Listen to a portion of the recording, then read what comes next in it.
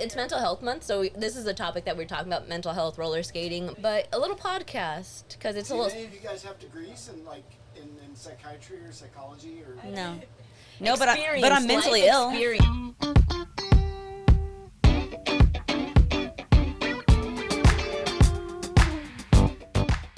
Honestly, I have been hiding my life on Instagram, and nobody knows I'm single unless they're really reading the fine print.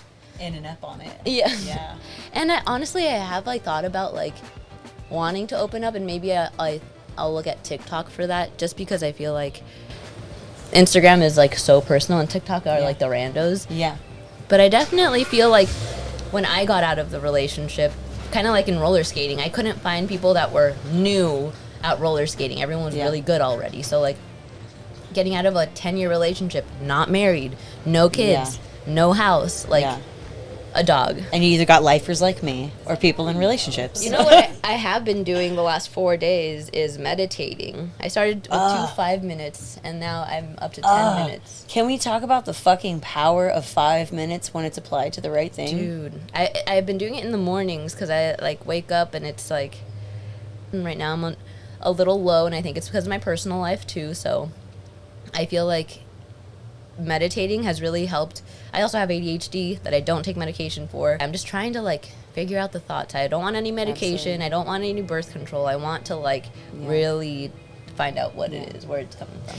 And I think that's that, even that is really beautiful, because to me personally, I feel like the definition of love is to understand.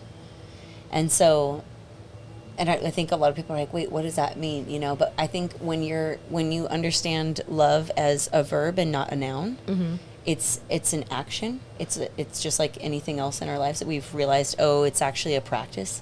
It's something that no matter how good you did it yesterday, you will need to do it again today. And I think that's the understanding. And that just shows so much self-love that you're not just simply trying to fix, you're trying to understand. So I think that a lot of other people would say that that's unmedicated or unregulated, but really what it is that it's trying to be understood.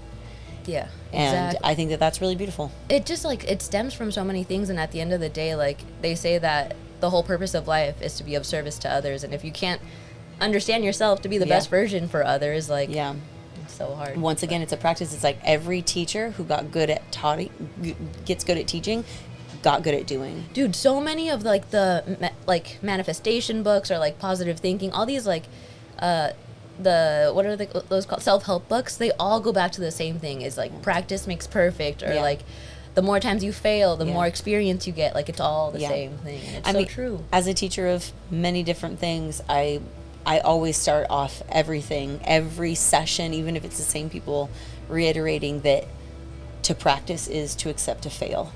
You are signing up knowing that you are not to a level of autopilot yet, but you are at such a strong desire that you've humbled yourself to come be a student, no matter how difficult the task is or how old you are.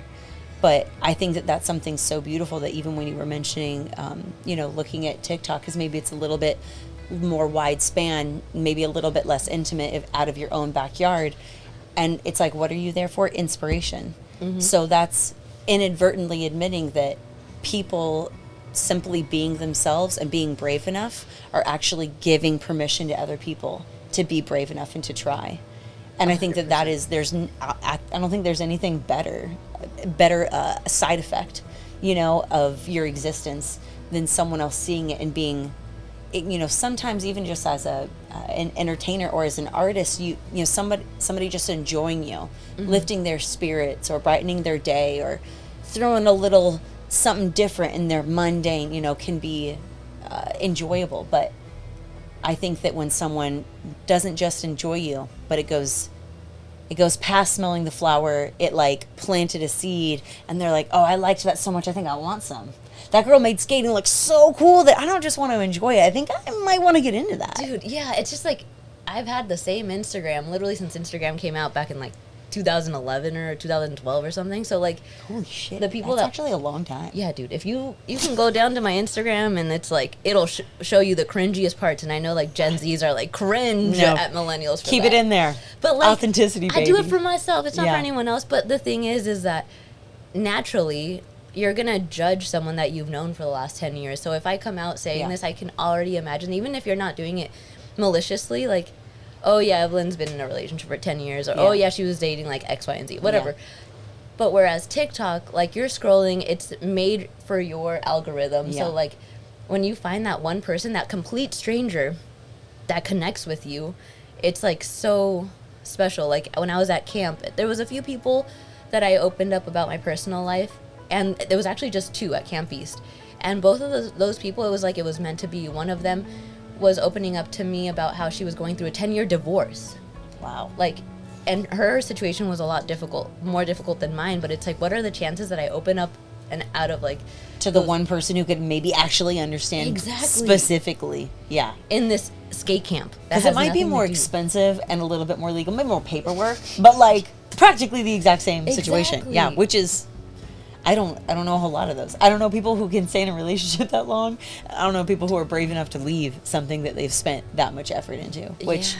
I do just want to reiterate back to the, inspiration point is that I think that when it comes to that like fine line, because I love that distance, how we were saying like kind of really sitting up in that auditorium gives you that feeling of like they're on the stage, right? So that distance can be a really beautiful thing that makes it like you just get to be an idea. You get to be a concept. It's one that you're creating and that you're in charge of. So it doesn't have to be a negative thing. But at the same time, I just want to come here, put on my headdress, be a showgirl, and then wipe my makeup off and go home and be whoever I am. And I think that is that distance. But I think where back to like the health and the personal comes from is knowing this is an idea and not a person.